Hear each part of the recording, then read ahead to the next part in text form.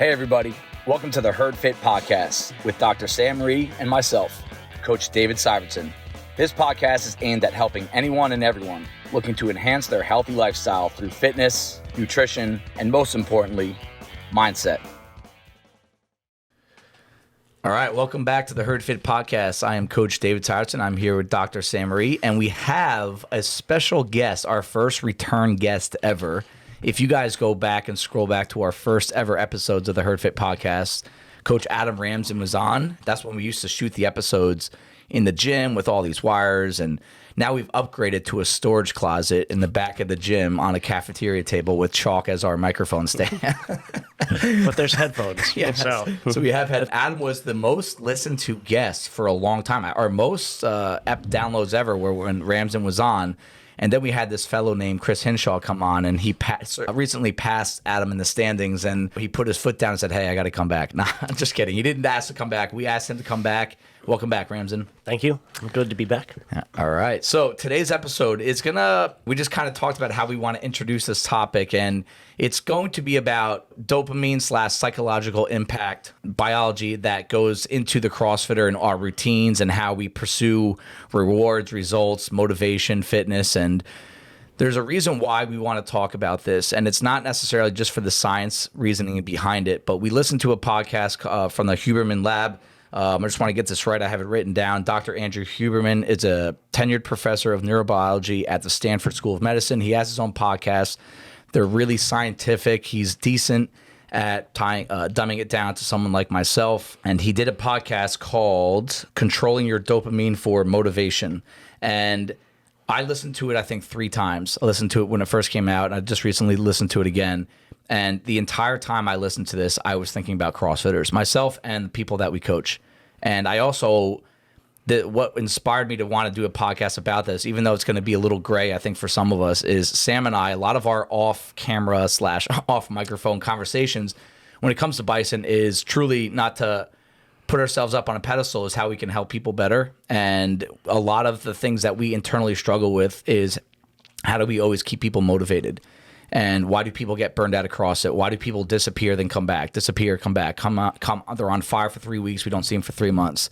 And there's no judgment there. There's a lot of lifestyle factors that go into it. I've been through it before several times. And we know, we talk all the time. What can we do to help people stay motivated? Because we know that when you're motivated and you're achieving things and you're working hard, it brings a different level of fulfillment to people. And that's what we're here for. We're not trying to get everyone a 6-pack. We want people to be happy, and a 6-pack can be a little like I was about to say that would be nice for people.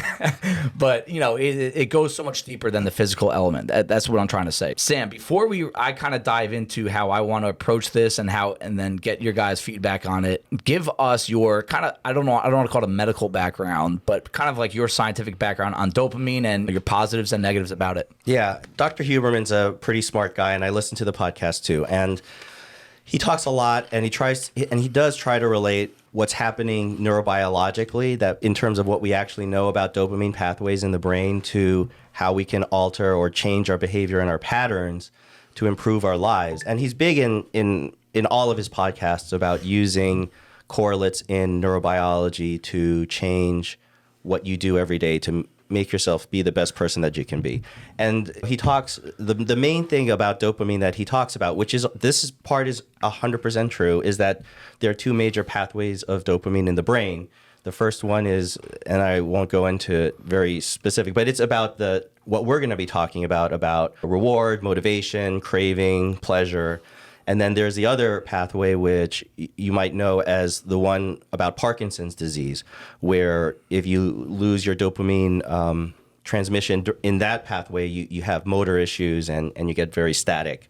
And dopamine has sort of fallen into our popular culture as something that you use to describe an up or pleasure, or when you do something that's really fun or good, you get this dopamine hit. And that's sort of true, but some of the research now suggests that dopamine is also really more of motivational salience, which is what they call it, which is basically it allows you to do things. So for example, they speculate in evolution, like things that are of high priority increase your dopamine because you have to want to do those tasks. Whatever those tasks are, they're mostly survival related tasks.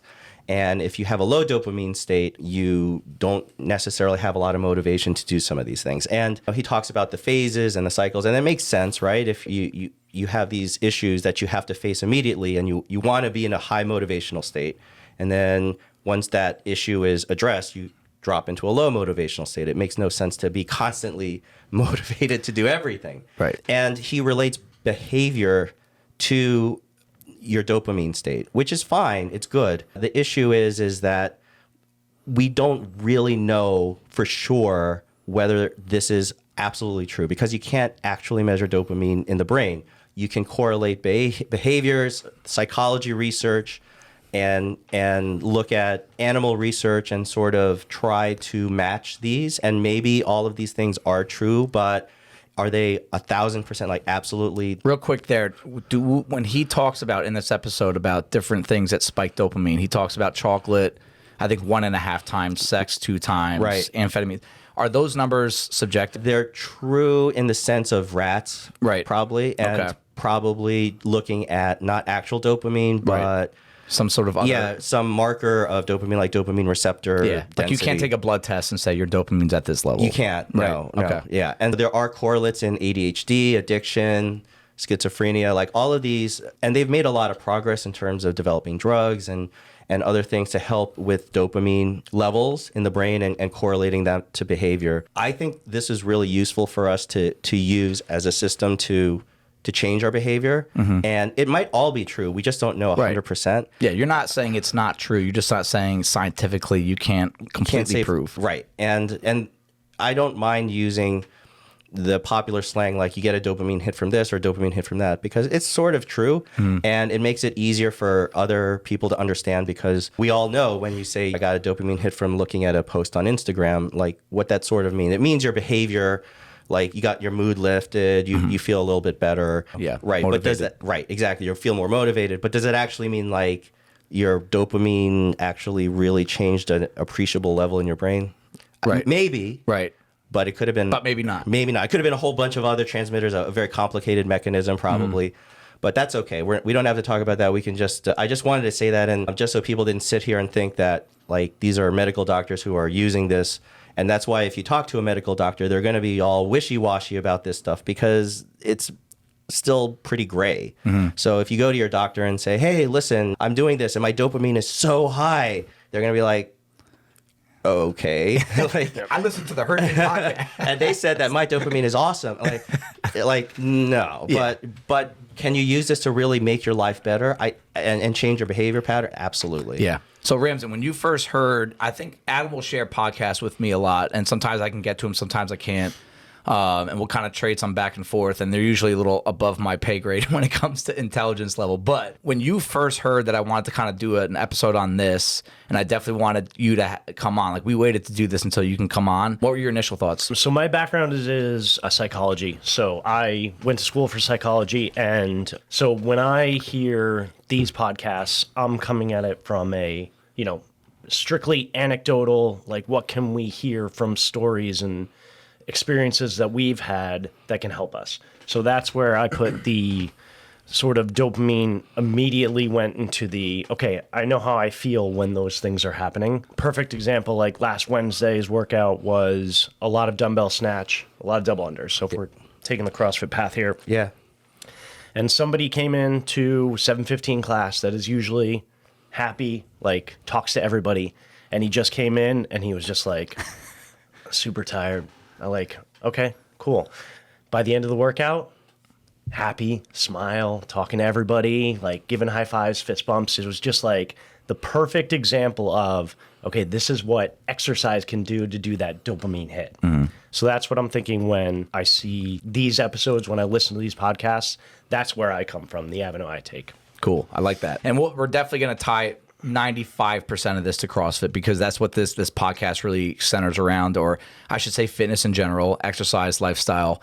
And I do want to say, I just want to give a quick story that Huberman gave from his own podcast, that there is, some science behind it that is factual and objective, right? We just said a lot of this is going to be subjective in our opinion, our take on it, and how we can tie this to CrossFit, but he had a stomach virus called Giardia, which I guess he was just talking about how gnarly it is, severe dehydration, had to go to the hospital and had to have an IV put in him, right? And within moments of that, getting that IV, okay, because they tried to fill his stomach with something, right? And he started having this like overwhelming sense of depression, sadness. He was crying for no reason.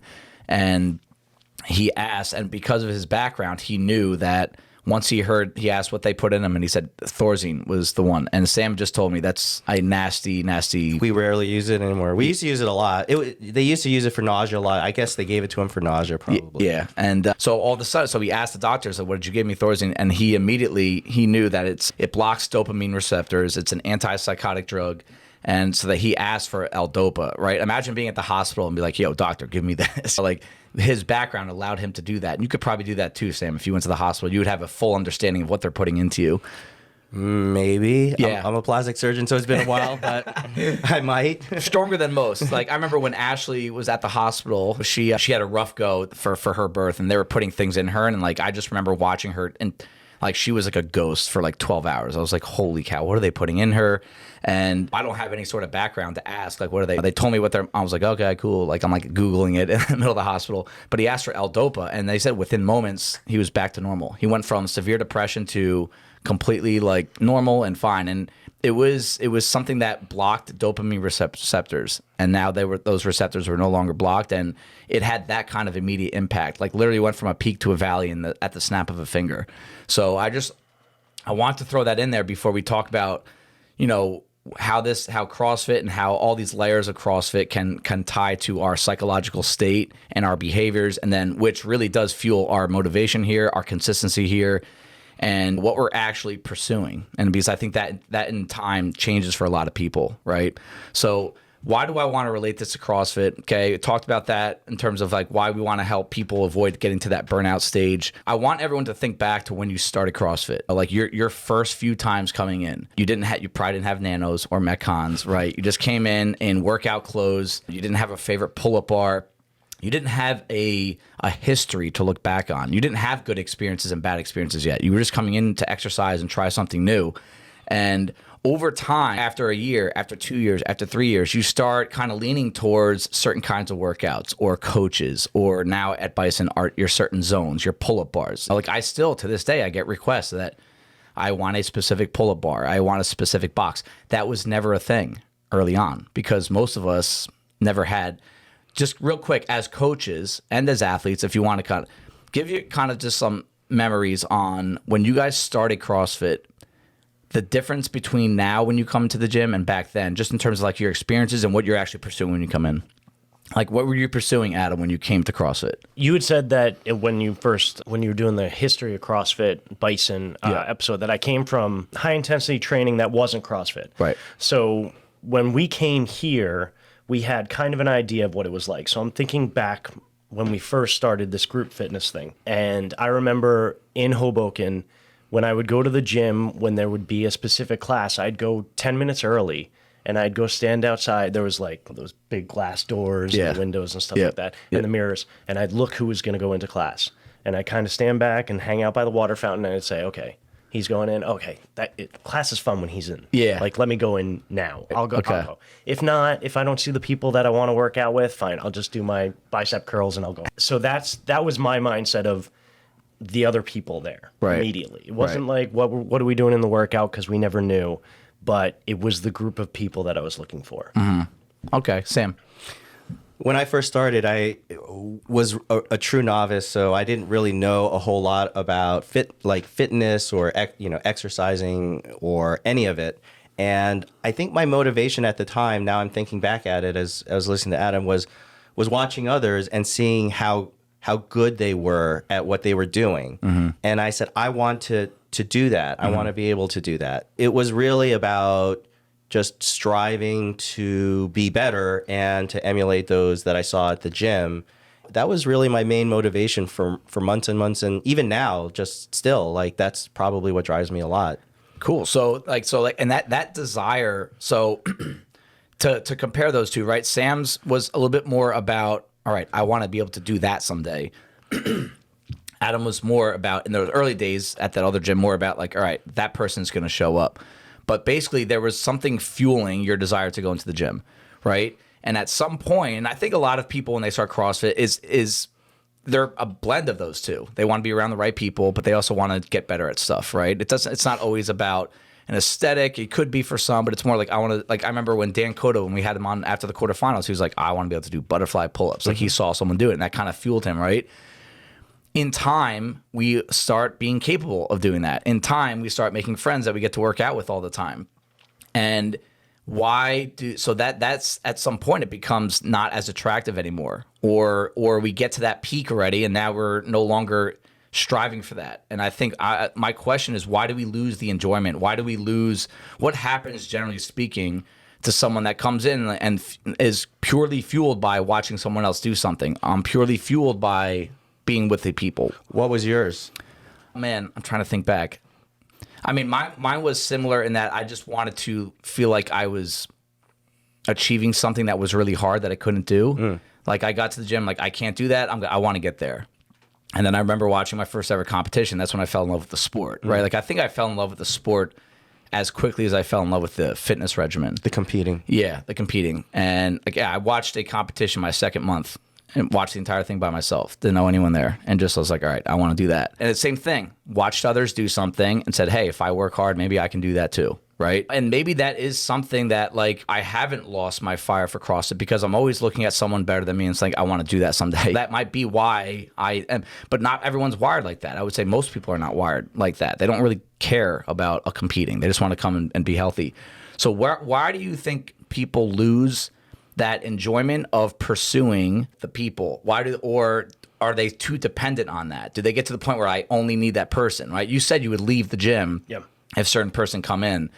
Is that something that you think could happen at a CrossFit where like, hey, my buddies aren't here, I'm out? I think it's something you can kind of desensitize yourself to, right? So it's like if you're constantly coming in, same group of people, you don't get that same high that you do the first couple of times. It slowly desensitizes it to you. Right. So I do think that we need to constantly be updating what our motivating factors are, what our goals are, always thinking about what we can do and how we can move forward. It's something to check in on as we, continue when we start to feel that, oh, I'm not as excited to go every day as I used to be. Right. Yeah. I think ideally, if we were perfect human beings, we would be able to CrossFit by ourselves in a little room without anyone around, without any music, and not seeing anything. But that would require a tremendous amount of motivation. That person's dopamine level in general would be through the roof because you would need that kind of motivation to be able to do that every day. To truly work hard. By yourself alone. For most of us, we find our own things that motivate us to come in. For a lot of people, it's the group. It might be a coach. It might be other things. And the people who I think, and I've talked to the OG people, there's a lot of, and we'll probably talk about it, internal motivation when it comes to it. They also need external motivation. Otherwise, there's only so much you can do all alone by yourself. And so having the people around you, having other things that help motivate you, that helps raise your dopamine state. Then you have, and I'm sure we'll talk about it, requiring more and more of these factors in order to entice us into working out. Right. And that's where you have to talk to people and figure out what is it that is truly elevating their dopamine state, and can you maintain that over a long period of time? Yeah. So I think that's where this is super relevant, is finding out what is motivational for you and what do you need to be able to sustain this for a really long time. Yeah. So and that's like the perfect transition into kind of what do CrossFitters do despite their own dopamine? Because initially you didn't really need it, right? You came in because you wanted to do what others were doing. So Adam wanted to be around the right people. And I'm sure there's obviously other factors as well, right? But that was kind of like one of the main things, right? Like he would literally leave the gym if someone was not there. Maybe would leave the gym or not work as hard if there weren't people around you that couldn't do things that were above your means at the moment, all right? But at some point, you can start doing that. At some point, you do have all the people that you want to work with out all the time. And like Adam said, eventually it gets dulled. Well, it's no longer good enough. Right, because what happens is I started learning how to do power cleans, and I was like, oh my God, I can do 95-pound power cleans. Right. Now I can do 135. Right. And now it's like, what's next? And it's like it loses its luster after a while. After a while, you plateau in terms of what you're learning, and then you're like, okay, what's next? Yep, exactly. So this is where people start trying to spike their dopamine via other sources, and this is what Huberman called as layering. It's like, all right, this is no longer good enough, and this is where pre-workout routines come in for a lot of people. And we're not anti-routine, but let's talk about pre-workout supplements, right? Where I take them, and this is where Adam could use the word addiction. I want to get Adam's thoughts on this. Let's use me as an example because I don't want to throw anyone under the bus, all right? So if I know I have like a hard workout coming up, I want this like an hour before of like quiet alone time. That's not few and far between now because of having a kid. And I want to have my pre-workout drink. I actually don't even think it helps me work out, but it's my mental state. It's like that I need. And if I ever show up to the gym without it before, I'm mentally just not there. I think it's going to have a negative impact. It won't. Deep down, I know it won't. But mentally, it starts to spike that dopamine, and it makes me feel like, all right, I'm in it now, right? And we can make the argument that, yes, the caffeine is not necessarily bad for you, but there's other things in our pre-workout supplements that could cause, some addictive natures, and it's more about that behavior that, like, I really feel like I'm in my workout now because I'm taking this pre-workout, and I know a lot of people in the gym take it too. I hear them talk about it, or they come in with that can right before the workout. They feel like it's actually, so I never used to do that, and now it's like I need this to work out. And that's just like one layer, and I could have a few different layers as well. Thoughts on that, Adam? Like a pre-workout supplement and that first layer of someone that uses to spike their dopamine. Yeah, obviously the supplements, and we have to, I think, immediately divide use and abuse, right? Right. If you use supplements, I think it's fine. I take protein. There's a lot of different things, creatine, that you can take, and they're not inherently bad. The problem is when you say, oh, I need this every day to work out. I need the music. And if the music's not right today, then I'm going to have a bad workout. And I'm not going to be happy with my score on the whiteboard. And I'm going to go and I'm going to get that really deep low afterwards and say, oh, if only I had my right pull-up bar, or if only I didn't forget my knee sleeves. I could have done so much better today. And so I don't think it's a problem with anything in particular. If you have a routine, that's fine. I think you need to be able to say, okay, today's a really hard workout day. I need my hour. I need my pre-workout. Tomorrow, I'm not going to do any of that stuff. Right. And I'm going to go in. I'm still going to work out. It might not be. I might not have that same high that I got today, but I need to be able to pull that back and keep that under control. Yep. Before it becomes an addictive behavior. I think caffeine is tricky because your body definitely becomes habituated to it. If you're a coffee drinker, and you don't get your coffee, you will get headaches, you will feel like crap, and your body gets used to it. And like you said, it may no longer help you from a physical standpoint because your body is just used to it. If you've never drunk coffee and you drink 2 cups, you're bouncing off the wall. Right. But if you drink 3, 4, 5 cups a day regularly, that won't even touch you. You won't even feel it. So you're right. A lot of times it's about the mental state. I personally save any kind of pre-workout for the open, Right. comps, like something like that. I respect that. Yeah. I never take it before any workout because even though I used to. Right. I used to take C4. I used to throw it into my drink, and I just felt I didn't like that feeling. Yep. And I hate feeling addicted to something. Right. And out of control. Yeah. And like I have to have it. So I said, no, I'm not going to do that. Okay. I feel like anything that I need to force myself to that I need to come in, I should want to come in regardless. Yeah. And it's hard. Like you said, like if you we were just talking about, you look at the workout and you're like, that's not a good workout. Yeah. You're in a low dopamine state and Yeah. you're like, that's not good. I'm not going to come in. Yep. I'll make it a rest day and I'll Yep. come in tomorrow when we're doing hang power cleans. Yeah. And then I'll get my dopamine hit from looking at that and be like, yay, that's what Yeah. I want to do. If I feel like I need pre-workout, I don't want to take it. Cool. Yeah, and that's one layer of spiking dopamine for your workout because it's no longer good enough to come in and try to do what others are doing. It's no longer to come in and just be around the right people so you can have a fun workout. Another thing I think people do to spike dopamine is that post-workout cheat meal / reward, right? Where if I do this workout, I can go eat terrible tonight, or I can go have that drink. And that's another layer of dopamine that we don't need to spend as much time on this one, but it's another way of kind of looking past what you're actually doing at the gym for fitness, for health. You're kind of removing yourself from the moment and trying to spike that dopamine by thinking about that piece of cake, that pizza, that burrito from Blue Moon post-comp, all right? Or those drinks. Thoughts on that real quick? I'm just like what people do post-workout and how that kind of spikes that, or it's a pursuit of spiking dopamine.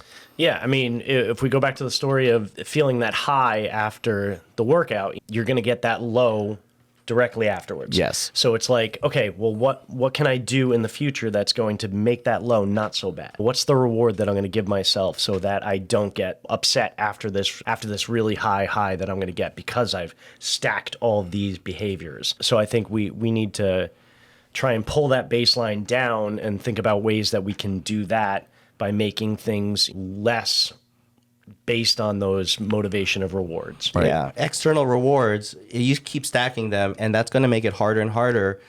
If I don't go to the gym, unless I'm like, all right, if I go to the gym today, I will get my double caramel macchiato afterwards. So I will go to the gym. Yeah. Well, what happens when you don't get your double caramel macchiato, or are you not going to go to the gym because you're in a low dopamine state, and the only way you can force yourself is with this external reward? That is a very unreliable way of maintaining discipline and progress in terms of your fitness. Yeah, really important thing that Adam brought up, and I think everyone needs to know this. When your dopamine hit a spike, it's going to come down. So there is going to be a crash. Like if you can try to picture this like baseline dopamine level, like your just normal resting state, right? If you spike it via workout, spike it via your post-workout cheat meal, the level of spike above your baseline is how far down below your baseline you'll become at some point. So there's highs and lows, and like I can see it and have been through it with people that compete, right? We just had a lot of people compete last weekend. We have a lot of people competing next weekend. This is so common that there's something that you work really hard for. You get to that high of the competition. You love it. You crush it. You do well. Well, not even matter what place you come in. Like you hit that spike. And I see this all the time. There's like that week or two after. Sometimes it's 2 weeks after that lull after is really hard for people to deal with. I see it after the Open a lot, after quarterfinals. People hit this like it's almost like a state of depression. And I think that it's something to be very mindful that if you're layering all these different levels of dopamine spikes and you're just trying to get higher and higher and higher, you're going to crash lower and lower and lower. So I think that's something to really be mindful of in terms of what you do post-workout that spikes your dopamine, right? That if you're going to further spike it because you need something even more, right, just be prepared for the fact that you're going to come down even lower. And I mean, how many times it's almost a daily occurrence. We get through the workout, afterwards, everybody's high fives, and then an hour later, you're like, I could have gone faster. I could have done better. I could have gotten one more round. If we can attribute that to maybe it's not something that's happening neurologically in the brain, but maybe it's just something that we have to be prepared for on a daily basis, or when we get those super highs of the competition, stuff like that, there's going to be that drop afterwards. Absolutely. So I have 3 left. Music and / playlists. All right. I mean, this is something that we can laugh about as coaches because you just you're never going to make everyone happy about the music in your room, but especially with big classes. But I think that's another huge thing that I've tried to do this subconsciously before I even heard this podcast. Like I try not to listen to the same music. I do have an addictive personality, and in the past, I remember going to like back in my days in New York Sports Club lifting, and I would literally listen to the same song like 19 times in a row, the entire workout. And like that's a bad trait now that I'm learning that, right? But I try to listen to all different genres of music, and it sounds funny. It's like, Dave, this is getting a little too specific, but I actually think like I don't want to always have like the pump up my kind of music that I really want. I'll listen to some quiet stuff, soft stuff, or stuff that I normally don't listen to outside of the gym, because I don't want to be reliant on that. And I know there are some people that are reliant on a specific genre of music or a certain song when they're lifting, which if you think about it is ridiculous, right? Like you need a specific song too. But I also think that the more you listen to that genre, it actually becomes less effective, right? Like I know there are certain songs that Ramsden likes when he lifts, right? And like if I once every 6 weeks throw it on there, if he's in one of my classes, like it helps. But if it's every single time, he's going to need something else to spike that dopamine. Thoughts on that? Because Adam, you're a music guy. I am. Yeah. I think that avoiding routine is the key, right? Don't say, oh, I need this every day to get my best workout, because every day is not going to be your best workout. So it's better to be able to consciously say, you know what, today I'm not going to do this thing I was really looking forward to, and I'll do it tomorrow. I'll push it off until later in the week. If there's butterfly pull-ups in the workout and I crush butterfly pull-ups, I've been looking forward to this all week, maybe you just change it to strict pull-ups. Right. Just once. Yep. And then just to kind of keep those levels in check. If I'm really in a workout, I don't remember what the music is, which means if I'm listening to the music, I usually notice at the beginning of the workout and then maybe at the end. But you literally could play almost anything in the middle when I'm suffering, and I probably won't remember what it is. Yeah. And if that's the case, then I'm probably in the right mindset with it. Agreed. Completely agree. When I make up my music for my classes, I try to mix it up, but I mean, most people know I like sort of dancey, clubby stuff. Yeah. And people make fun of me for it. Like CJ the other day was like, "Are we at a club?" And then someone's like, "What? It sounds good. What are you talking about?" And then,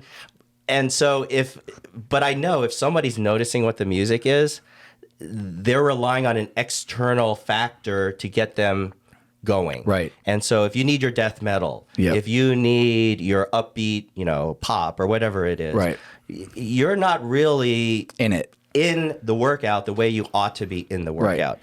And I see that most commonly with Murph. When people have to do the mile runs, they'll put the headphones on. Good point. They'll bring their earphones and they'll run with it. And I'm like, I used to do that too. Like, listen, it makes it easier to make that mile run quicker if you have that external reward of that music you like in your ear.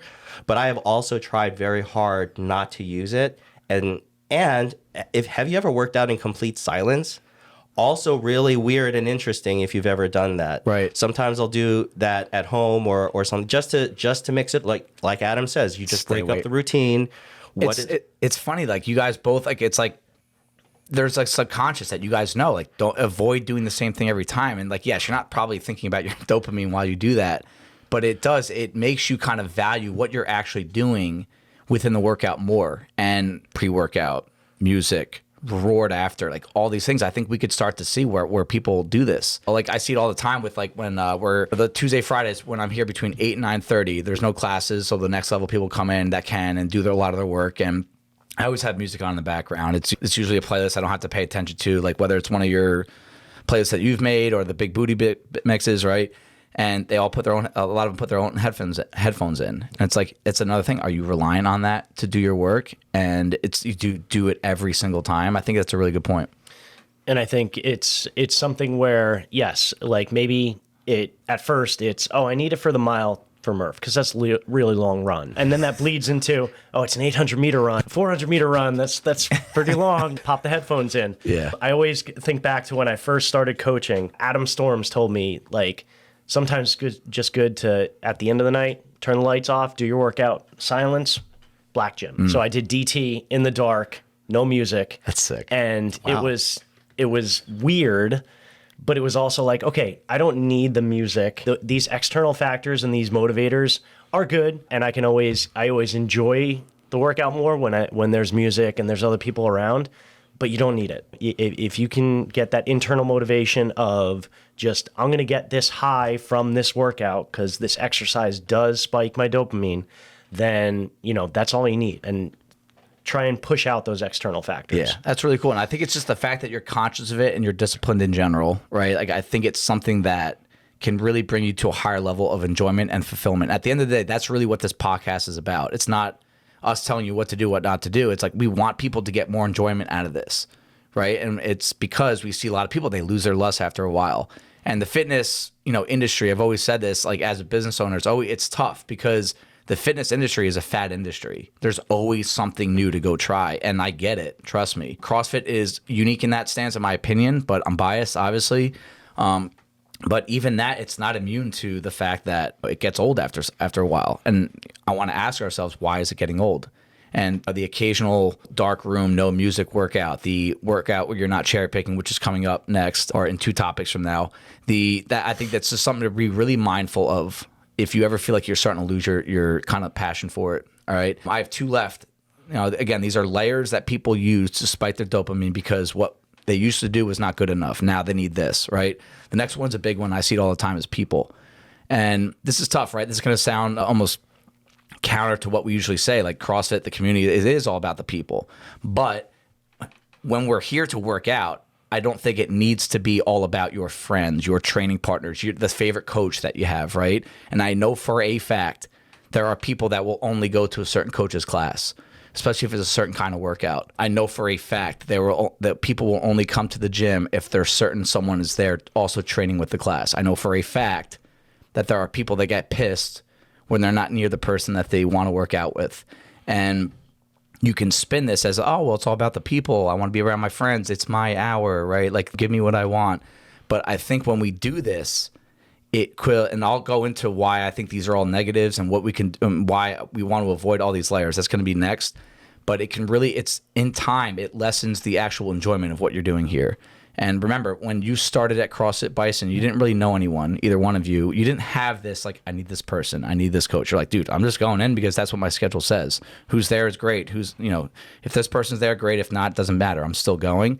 And just give me your quick thoughts on how the dangers of being reliant on a certain person being at the gym, whether it's an athlete or a coach, can actually lessen your experience here in time.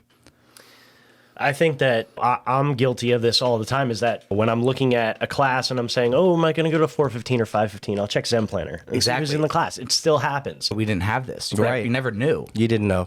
Yeah. And thinking back even further to when we used to, show up on a Saturday class and you didn't know who was going to be in Saturday class, and then you saw somebody working, oh, maybe Dave will partner me up with that person, or maybe I should just text him and say, oh, me and this person are coming in on Saturday. Can we work out together? Yeah. Friday night, 9:45 p.m. is preferred on that. So we're all guilty of it, and it all happens, and it happens subconsciously. So it's kind of just like, maybe some days you say, all right, I'm signing up. I'm not even looking at who's in the class. I'm just going to reserve the spot, and I'm going to go at this time. And that. Yeah, I think that it was easier before to not use this as external motivators when we didn't know who was coaching. And right. I've seen it a couple of times. I've seen it when I've started coaching on Wednesdays, and someone show up and be like, oh, where's Dave? Yeah. Like, you're coaching? Oh. Like, you could see that dopamine go, ooh, and just fall. But now it's the other way around. Well, no. But, and I myself also am, like Adam is, guilty at looking and saying, okay, who's that coach? Is that the motivating fact? Like, right. I've tried to take the guesswork out of it by saying, all right, this day is going to be my not work right. day. I'm going to work out on these days regardless of who the coach is. Right. And I also want to force myself to take classes from everyone. And some of that is because I'm a coach, and so I do better when I see a whole bunch of coaches. It makes me a better coach. So that's my motivating factor. But it's really hard because listen, if we could work out by ourselves alone, that'd be awesome. But I literally have tried. In COVID, I tried. Yeah. And I could for a little while. It's hard. But you can't forever work out by yourself. And you see people who are injured or rehabbing and they work out by themselves. It's so hard for them. Right. They are dying to come back into class as soon as they can because you'll get that motivating factor. Right. The issue is how specific do you end up starting to make it? Like, if you need to have your bestie there with you, not good. Right. And if you're looking at the whole class and being like, oh, I like these guys. These are good guys. I'm going to work out with them.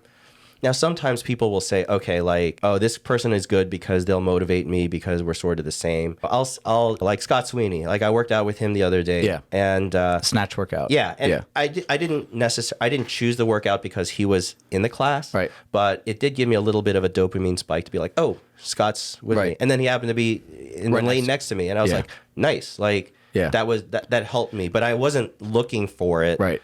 And that didn't determine whether I was coming in or not. Yeah, and it's like if you're not really aware of this, right? Like that little spike in dopamine that you had from working out in the same class as Scott, and he was right behind you, and you guys were both snatching the same weight. Too, yeah, right? 135. Yeah, which is pretty cool. But that's maybe part of the reason why you like working out with him. You're similar athletes, right? Yeah. Now it's almost like now you want that. Like you have to be careful to not crave that next time. Like, oh, Scott's not next Tuesday's WOD, I'm not going to go. Right. No, like that's where I think there's nothing wrong with like I like working out with Ramsden and you. I like if I see you guys in class, like yes, I'm pumped, but I'm not going to expect that next week, right? We have different schedules, right? Like we can't line each other up all the time. And I think that's just something to be aware of. Are you only going to a gym because so-and-so is being in there? All right. Occasionally, if that's going to help you get out of a rut, you're having a bad day, you want to be fine. But if it's every day, or you start getting pissed when you're not in the class, or you don't work hard when the person, that's a problem. And I think that's just like, you need to be aware that like you're trying to spike your dopamine. And honestly, I think a lot of us, you're not going through the day saying, I'm trying to spike my dopamine right now. But it is like, I think there's something in your brain that's happening that could eventually lead to a burnout, right? What about if someone moves? What if I was someone that was like, hey, I want to work out with Nicole Ratcliffe or Ryan Ratcliffe every day? That's me. Like I'm only going to go and work hard because they're there. And then they move to Texas. What are you going to do? What happens? Yeah, I think it comes back to, reflection and thinking about these factors beforehand and saying, but am I getting into a routine where I need to do this class or I need to take this coach's classes every time? And if you're seeing yourself being pulled in one direction or not, try to pull yourself back. Right. Just try to keep it in check. Okay, now I'm going to try to, do something that isn't in that avenue of things that I'm really looking forward to or I'm leaning on towards. When I used to use knee sleeves whenever I squatted at the beginning. And then it was like, oh, there's a lot of wall balls in this workout. Let me use my knee sleeves. And then it became knee sleeves for air squats. Yeah. Or running a 5K. Yeah. And at one point, I was just like, you know what? I got to take the knee sleeves off, even when I'm squatting. Maybe I can't squat as much. Maybe I don't feel as safe squatting, so I got to bring the weight down. And maybe I'm not going to get that dopamine spike from getting that weight on the whiteboard. It's a really good point. But you know what? I'm not leaning on the what's becoming a crutch. It's a great point. Like I didn't even think about that, but like I'm a big on the knee sleeve, and like I can come up with a million reasons why, but it's like a routine, an addiction to that when I squat, and I've noticed that it's turned away from just a heavy day to wall balls, high volume. I want to go fast today, right? It does get tough if you're, really pursuing performance and competing. It's like, hey, I'll do anything that will help me perform better. That's legal. But I do think that even like on a normal Cindy type workout where it's air squats, like you don't freaking need them, right? Like, and it's but it takes discipline. Like Adam's a pretty disciplined dude in general, and I think it kind of translates to that. Any thoughts there, Sam? Yeah, we all have our crutches. I mean, I think of them as pacifiers. I do the same thing with my wrist taping. Right. I did it when I had some tendonitis before. It's better. Anything, like even with the push-ups, like the push-up workout, I was like, do I need my wrist tape? And I was like, you don't really need it. But I was like, I'll put it on anyway. Mm-hmm. So I have to wean myself off of that. There are certain things I think I really do need it for. Heavy overhead, stuff like that. Yeah, I mean, part of it's just like physical protection. But for the things I really don't need it for, I mean, do I need it for rowing? I don't think so. Right. Why am I putting it on? Right. Like I really need to figure out what I really need and what I don't need and get rid of those crutches. And that's part of it. I mean, call them layers too. Like that's like the word I want to keep saying. We're going to tie this up with one last one. It's just like, it could be another just layer of that dopamine spike, right? And like it used to never have to do that, right? And it's like, what's next? Like this is going to keep, if you continue to do CrossFit for another 5-6 years and you're on layer number 9 right now, like in 5-6 years, you're going to be on layer number 16. Like at what point do we acknowledge it's not right? My last one is probably the biggest one. Save the best for last. It's cherry picking workouts, right? Like we could probably do an entire episode on why not to do it, but maybe we will someday. But this is a huge one. Now that this is another thing that we never used to do either. We send the programming out a week ahead of time. And I still wrestle with it in my head. Like sometimes I want to, like the reason I justify it now is I know people need certain pieces of equipment for certain days, right? Or they just want to protect their bodies, right? I do want to at some point get away from sending the programming out a week ahead of time. I really do. I think it's better for people physically if they're here for fitness, right? If you have like very specific goals, then yeah, I think you need to have some proper planning. But if you're here for fitness, health, wellness, you shouldn't need to know the workout ahead of time. Before we published the workouts, were there people that would show up and then just like leave after they saw the whiteboard? Like if it was like 10 minutes burpees for time or something like that? I don't think so. I mean, they'd bitch about the workout, but well, it used to be on the website, right? And you used to put it on like 10 p.m. the night before. Yes. And everybody used to open their phones at 10 p.m. Like I'm surprised the internet still worked. Yeah. Because everybody wanted to know what the workout was the next day. So like the old school CrossFit was you did not know the workout till you got to to the gym. Okay. But now, like for years, it was we'd post it, and like I used to do it inconsistent. I didn't have like a specific time. It was somewhere between like 8 and 10. That bugged me. Yeah, I know, because you guys would press refresh on your phone. I was just like, just wake up and see it. It's not a big deal, but you have to think about your workout when you go to bed, right? But I think that now that people really know the whole week ahead of time, it makes them cherry pick more. Because a lot of times, if you don't know the workout until the night before, like you kind of already made your mind up for the most part that you're going to the gym. But now that you see the workouts on Saturday for the next 7 days, all right, I'm taking off Tuesday, taking off Wednesday. I hate squats, so I'm going to come in on Friday because I hate that Thursday workout. Yep. And I think that is a direct correlation to the dope. Because if you start doing if you're doing CrossFit for a few years, there are certain kinds of workouts you love, right? Like this week, right now, when I think we'll be releasing this for tomorrow. I know the gym's gonna like Monday squat. I saw that and I was like, that's usually my rest day. And I was like, do I want to just come in and make the next day my rest day? Yeah. I did exactly the same thing. Yeah. And I know that Tuesday is not going to be fun for a lot of people. Tuesday is every 6 minutes, do 20 back squats and do a run or recovery row. Exactly. And like, hey, that's not fun. I'll quote my wife Ashley last week when we talked. She asked me what the Thursday WOD is. It was the 3x15 back squat day with like some accessory type work prior to strict toes to bar lunges. And she was like, boring. Like but she went. And like, I know that there are days that are more fun. You can't just do fun WODs all the time, in my opinion. That was one of the lightest attended days last week. For sure. I mean, Thursdays usually are, but that one I think was even less attendance because of the workout. Yep. And so I just like, if anyone doesn't really believe me, just watch the attendance Monday, Tuesday at the gym. Monday's a fun WOD, Tuesday's not. And I think some people mistake fun WODs for better workout. Why? Because of the dopamine spike, the feeling that you get, right? Monday's going to feel like it's happy hour after the workout. People are going to be on fire, they're gonna be smiling, high five, sweaty, right?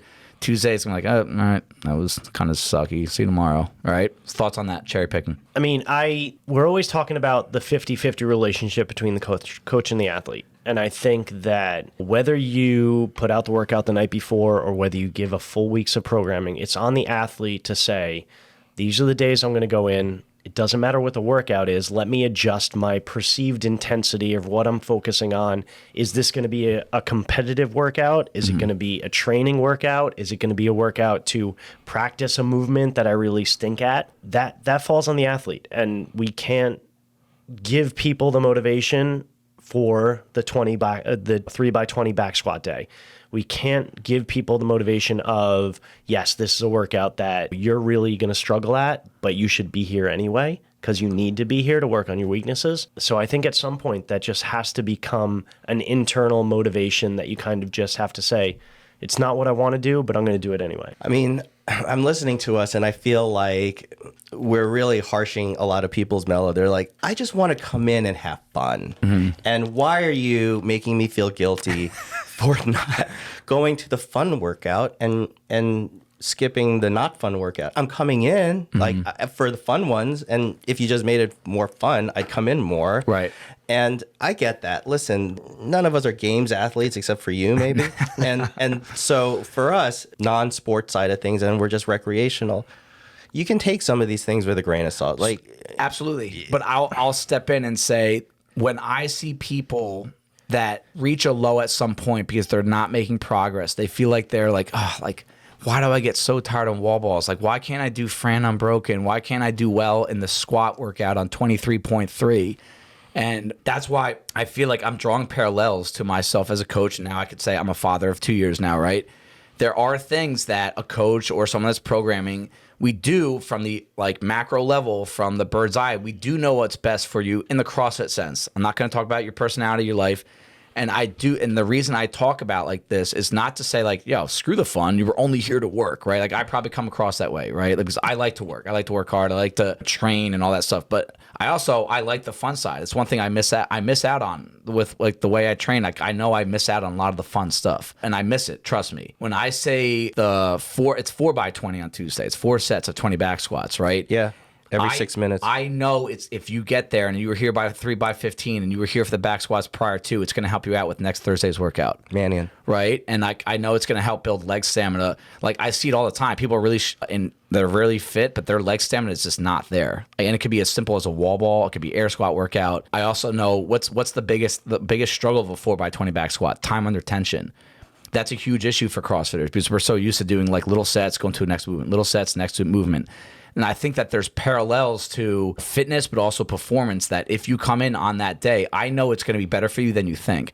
But I also know it's not going to create this dopamine spike that you're just going to be on this high. But we want to avoid doing that all the time, right? Like, I just want to come in and have fun. I'll tell you what, in my opinion, is the person that gets burned out. I think the people who really are consistent have a lot of internal motivation. Correct. For whatever reason. And you're right. You're speaking to the people to try to help the ones who need all these external factors because their internal motivation maybe isn't as good as they would want it to be. Right. But I look at that Monday and I'm like, 6 deadlifts at 185 and 3 power cleans. I went, oh man, let's go, dude. Like, I could do that. I can do 3 power cleans. So I don't think there's anything wrong with that. I just don't think that's got to be like the every week. Like, if you did this every week and said like, hey, I'm gonna go pick that fun WOD, but I'm not gonna do the one that I need more work on, if that's a problem. If it's this week, like, we're not going to criticize you for that. I'm not going to criticize anyone that comes in Monday that doesn't come Tuesday. Not one person. But I think if it's something just you should internally track. If you're doing that all the time, cherry picking every single week, I think it's a problem. And you'll secretly judge them. Yes, secretly. Yeah.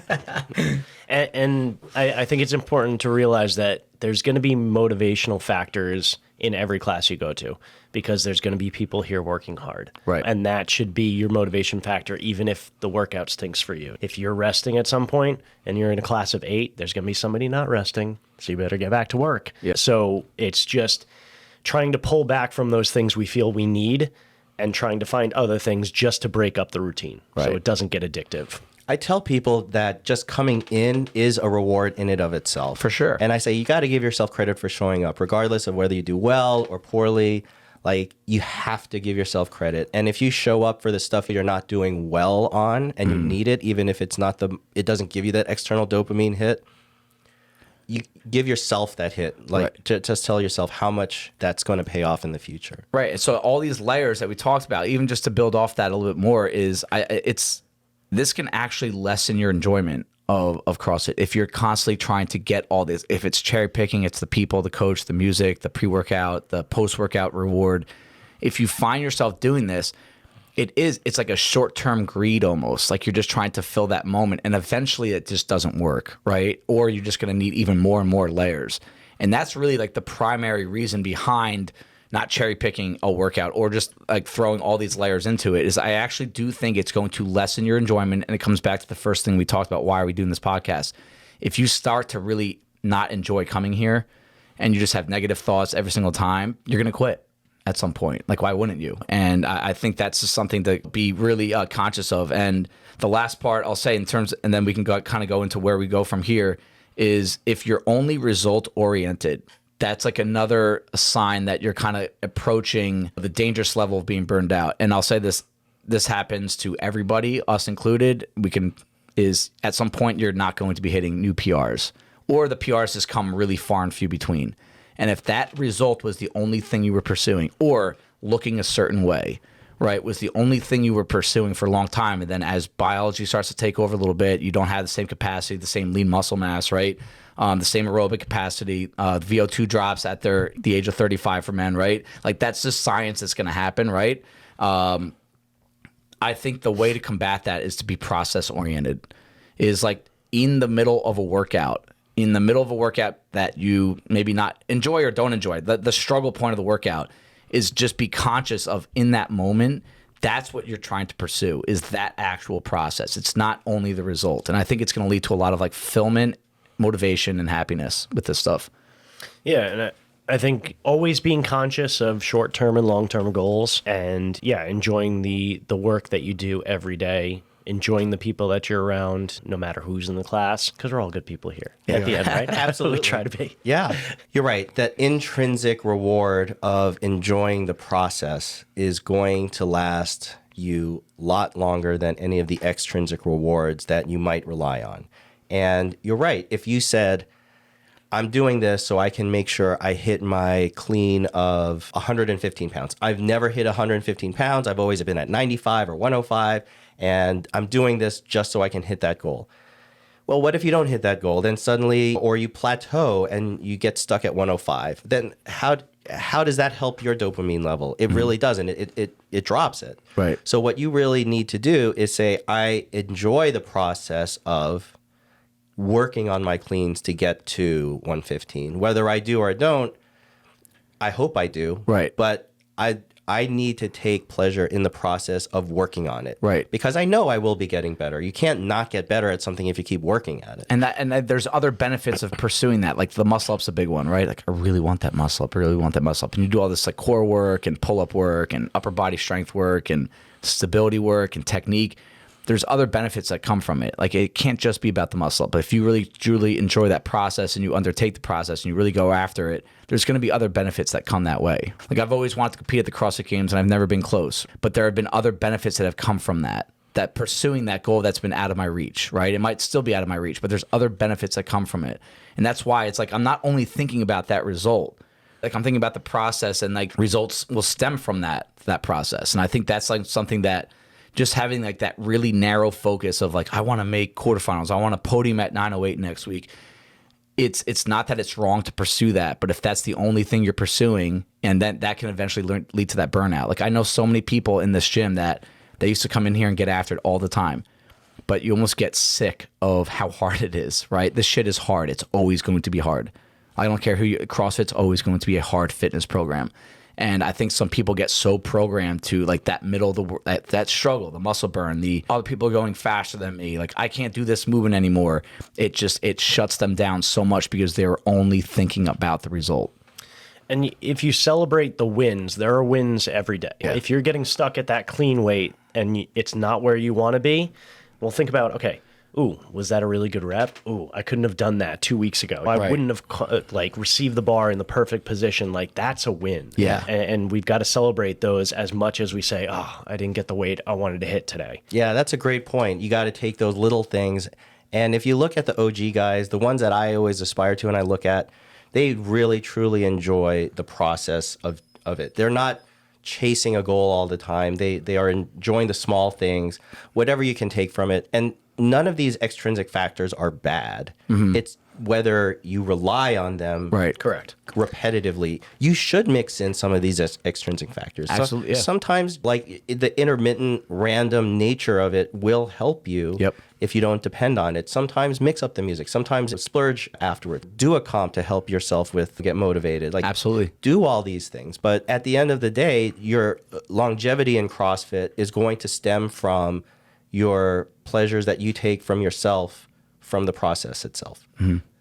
Cool. So just in conclusion, guys, any closing thoughts be appreciated, but also I want everyone to just kind of reflect on their interpretation of what this podcast is. If you want to listen to the Huberman podcast, I'll give you the episode number before we end it up. It's close to 3 hours, just so you know. So yeah, it might take you a week to listen to it. I want people to reflect on this stuff because like I said at the beginning of the podcast, the entire time I listened to this and the more research and reading I've done about this, I tie it to everyone at this gym, myself included, wife included, you guys included. Like I've seen both you guys go through ups and downs and like, hey, that's life, right? You're never going to avoid that. But are there things that you can do at CrossFit, before CrossFit, after CrossFit that can keep you on that steady line? Like I think the true mark of to me, a responsible, disciplined person is the person that they're not that high ever. And they're not, but they also avoid the lows. They're just kind of like that same steady presence. Like those are the people that I think get the most out of CrossFit, because CrossFit will naturally humble you, but also bring you to higher levels than other programs, in my opinion. All right, just the way we do things, the way we track things, the way we kind of repeat things over the years, and our yearly routine, monthly routines. I think it's unlike any other fitness program out there. But you have to be mindful that you're not trying to get the highest of the high all the time, every time you come in here. Because if you do, you're going to reach really low lows. So you kind of want to avoid those peaks and valleys. Any closing thoughts? I think the most successful people that you see in CrossFit, even on the sports side, are exactly those people. They're not too high. They're not too low. Very true. They're very steady in terms of their success, progress, and their effort. And I feel like that's a good, model for me to model myself after. Yeah, and I just think putting thought into it and reflecting on, okay, did I feel Like, I did really good work today? Good. Am I feeling that, oh, I could do better? All right. That's a natural thing that's going to happen. Am I looking at my score and saying, should have gone a little bit faster at the end? Cool. That's something to think about in the future. Yeah, it's a note, you know, and then make the change yourself next time. So, guys, if you want to kind of hear a little bit more about science and you have 3 hours, who has 3 hours these days? It's episode 39 of the Huberman Lab. It's spelled Huberman Lab, episode 39. It came out September 27, 2021. So if anyone kind of wants to kind of feed off this a little bit more and get a little bit more scientific background on it, it's a good listen. It's a heavy listen. You might need to listen to it a couple times. But thank you for joining us, and we'll see you next time. Thank you, everybody, for taking the time out of your day to listen to the Herd Fit podcast. Be on the lookout for next week's episode.